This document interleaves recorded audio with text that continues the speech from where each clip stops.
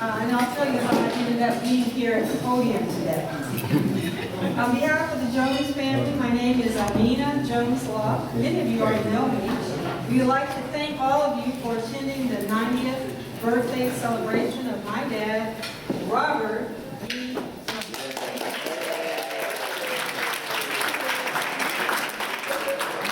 All of you are our special guests, but we'd also like to recognize those that came from afar.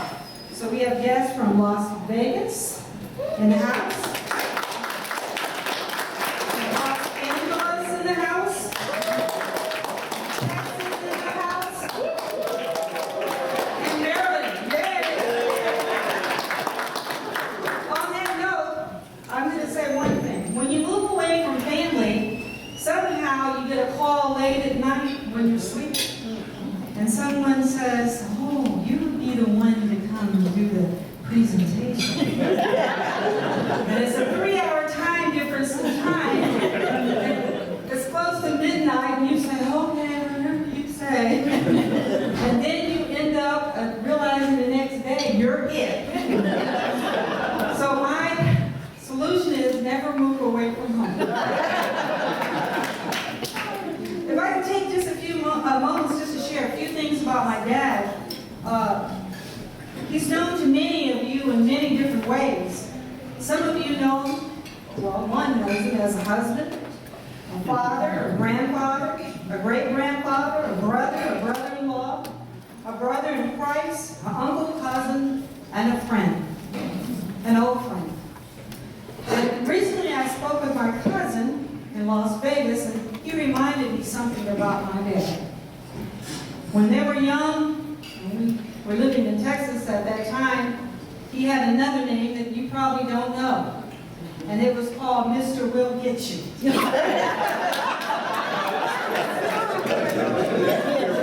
continued that name for many years, and his nieces and nephews, they love and respect him, but were careful to walk that straight line, because he always reminded them, because he was like UPS, he delivered.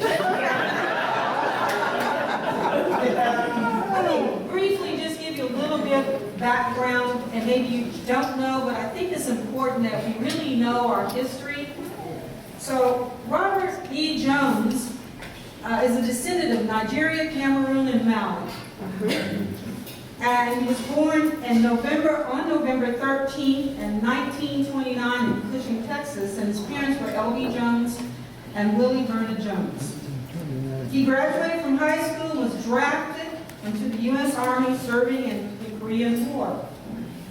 He was wounded July 29th, 1951, and was treated and had to travel to different places such as Osaka, Japan, Washington State, and San Antonio to have his injuries taken care of. So he was hospitalized for quite a period of time. He still has metal shrapnel in his leg, and he received a combat medal for his injury. He went on to serve in the U.S. Army for 5 years. So our hats are off to you for that.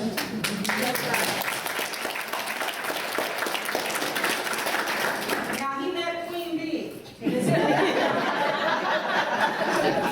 It's my mother. And he's been married to for over 66 years.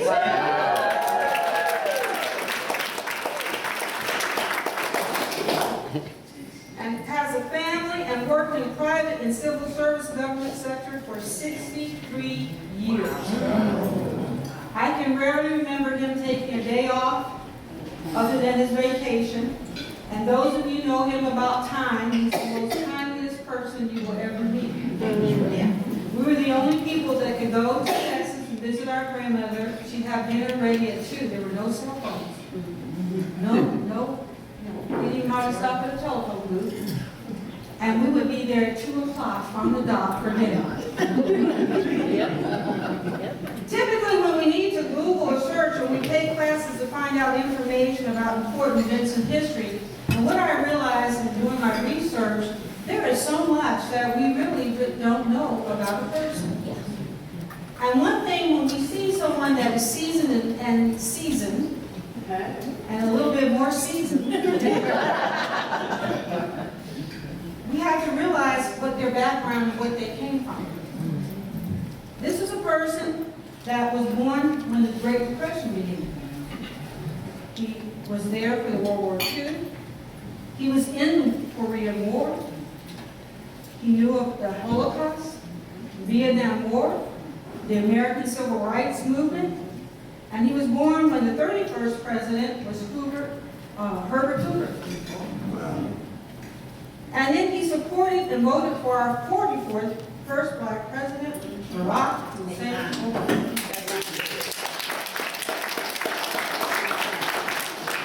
After thinking about this important journey of my dad's life, I began to wonder how he made it this far. I mean, typically, this is unheard of. 1/3 of Americans usually meet this milestone. And this is based on the U.S. Basic Census, which is May 2019, in case you guys want to check. I read several articles on longevity and common links and what we need to do. And then I said, well, wait a minute, let me just check this to see how this happens. And I found some pretty interesting things, and I began to say, you know what? Let me look and see what my dad, how did he get to this point? He decided a long time ago he wanted to live, not just to exist. He wanted to live, to take life as it comes, embracing and doing it as much as you can to feel fulfilled. He decided to choose the route of happiness. So the first choice he made was faith. Taking the first step when he couldn't even see the whole staircase. He was baptized in 1970 and has been a faithful member of the 61st Division Church for 49 years.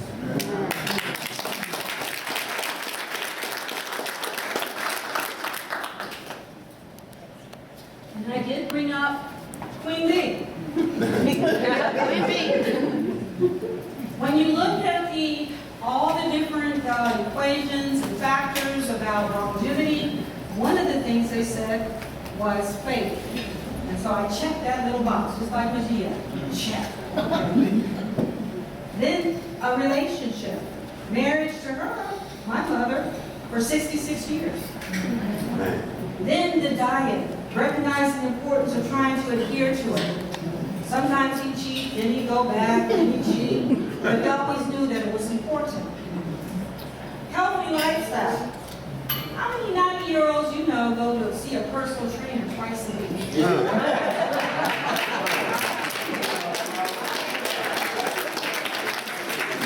And then when he walks in, I don't know how much pain he is, but he walks in with swag. Social interaction. That's important to say. Social interaction is because he's probably one of the oldest people on Facebook. Let us know what's going on. Lewis Holtz stated that life is 10% of what happens to you and 90% on how you respond to it. Often he would say a winner never quits and a loser never wins. He just got his driver's license renewed for another 6 years.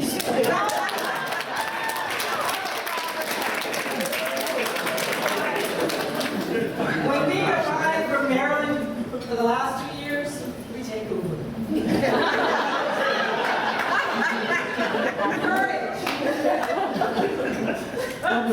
Courage is very important in the life of someone that's 90 and continuous. And he says, if I can do all three things through Christ, who strengthens me, Philippians 4:13.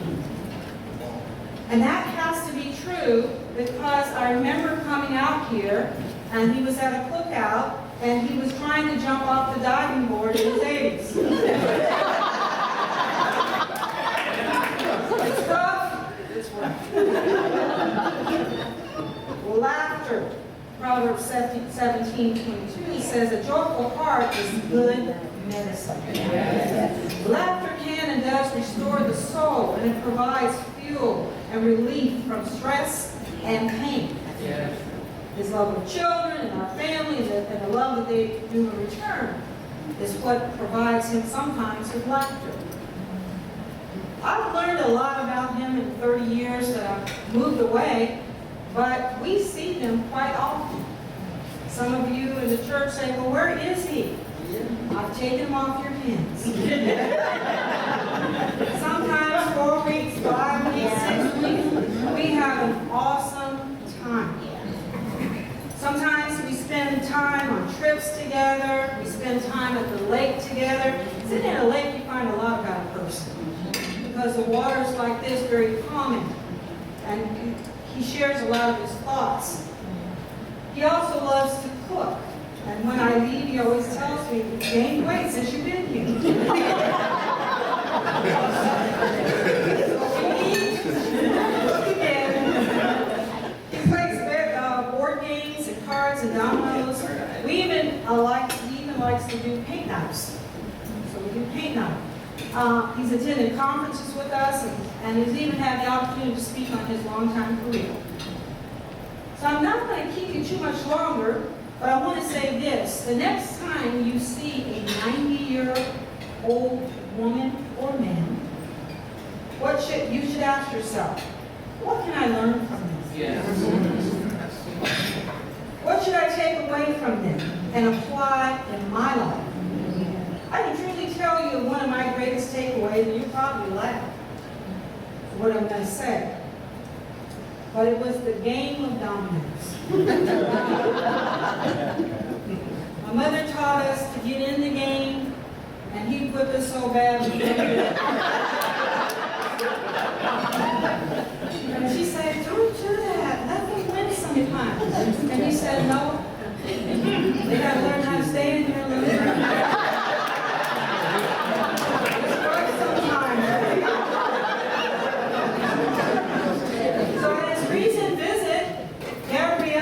Our granddaughter was playing with them. And then Oliver Sutton, I heard her says, "I'm not playing anymore, Papa. I think you're cheating." Gabrielle, go down and go back and get in the game. Because at the end of the life, and your future depends on you knowing how to get in and stay. So by playing with your grandfather, and she continued to stay in there, she beat him one day. And then she began to sound like him. Go home, go big or go home.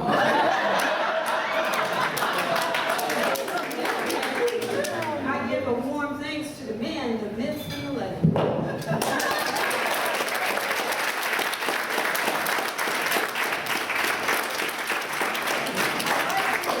Bring up a very important person in this program. She also got the late fall type. My mom, Lillian Jones,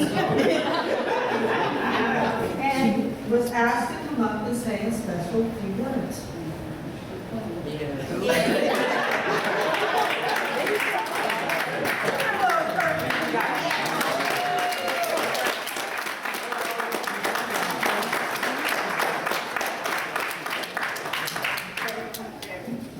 It takes a special woman to be married to a special man.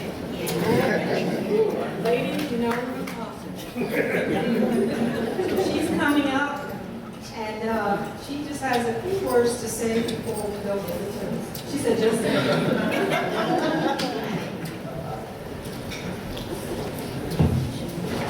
She is being escorted by our son, Tucson.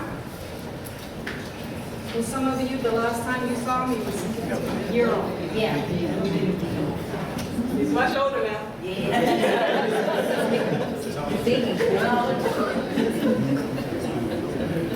That's really inappropriate.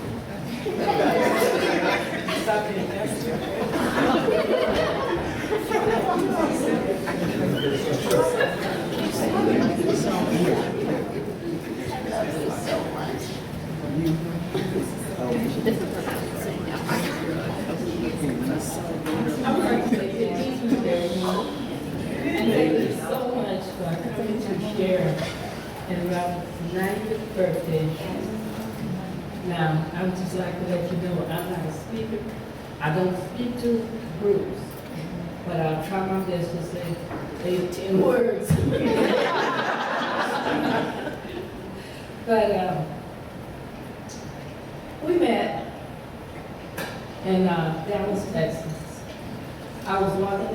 it on my way home. And he passed up me driving a 49 Ford. I was really good. It looked kind of good.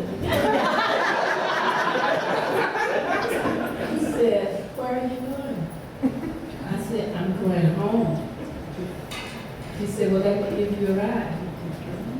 I looked at him and I told him, I said, I don't ride with strangers. He said, well, if you give me a chance, I'll introduce myself.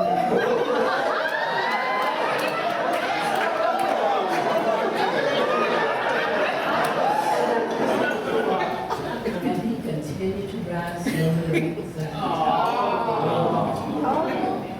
I got home, I hurried up the steps and looked back, and he was still there.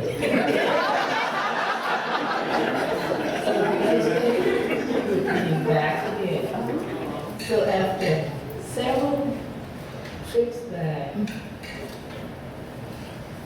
we began to talk again. That's right. So my girlfriends, they told me, say, you know, he's really handsome. I said, well, I don't see it.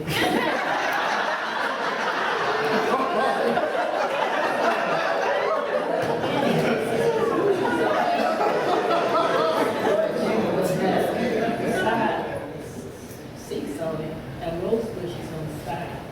So she said, well, what I'll do, I'm going to call him up here because his cousin lives right across the street from me. She said, I'm going to call him up here and talk to him. And you look at it and see what you think about it. So I sit up among the rose bushes. And she talked to him while I looked at him.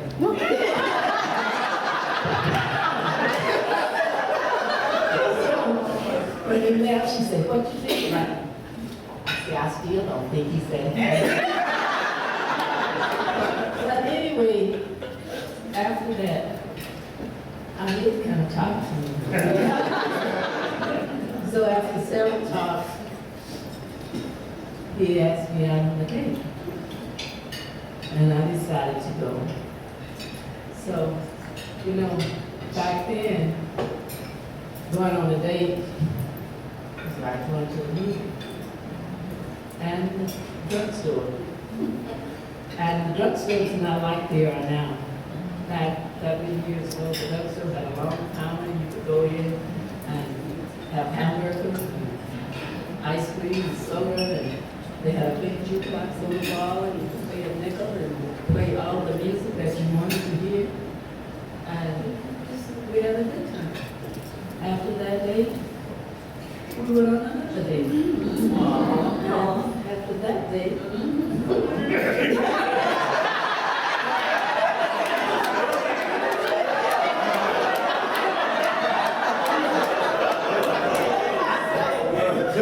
I just you know, went back to while I was walking and he was driving beside me, I kept kind of looking back at that. So we did, after several dates, we ended up talking, and we liked each other a lot. We had a lot in common. He liked family, and so did I. He would talk about his family all the time to me. When I talked to other members in his family, they would tell me that he told you this or he told you that. He never told anyone that. Why is it that he told you? It seemed like everything. So he had told one of the cousins when he met me, he said, I'm going to marry that woman. Wow. But then when he told me, I said, marry me? I'm too young to get married. But he was very persistent. So I'll let him wear me down.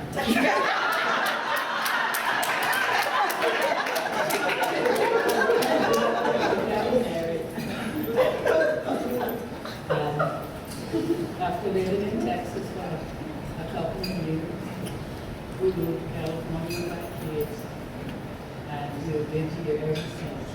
He wanted to come to California because when he was in service, he was stationed some parts of California, and he loved it. And he always wanted to come back here. And soon to be retired, I wanted to see California, so I didn't live in California. I had to get out of Texas. So we came to California, and he got a job. A few days after he was here, he's never lived there. I mean, he's a hard worker. Right. He took care of everything. He never wanted me to work outside the home. That didn't bother me. That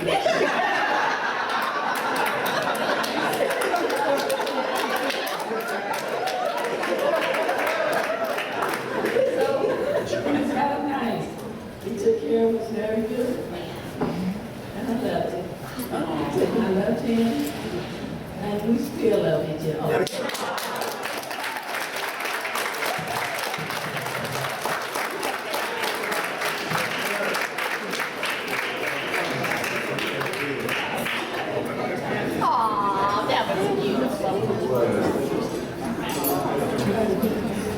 Nowadays, they come.